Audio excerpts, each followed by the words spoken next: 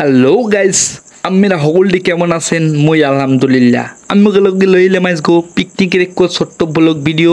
এর লেগে ভিডিওকে আপনারা সকলে দেখতে যাইবেন, ভিডিওকে মজা পাইবেন, সমস্যা নাই। আজকে পিকনিকে এখানে আছে নানান ধরনের নানান লোক। কয়েকজনে কাজ করতেছে আর কয়েকজনে এনে বই ফ্রি ফায়ার খেলতেছে। এরা কোনো সময় কাজ করে না, এরা খালি সারাদিনে ফ্রি ফায়ার খেলে আর টোটো করে। এইদিকে কিন্তু খাবার আগে আমরা একটু আতশবাতির আয়োজন করছি, কারণ রাত ফজরের সময় যদি কয়েকটা আতশবাতি না ফুটাই তাহলে তো মানের কান হজক হইবে না। আর মোরা যদি পিকনিক খেয়ে যদি মানে না জানে তাহলে তো পিকনিকের কোনো মজাই হয় না।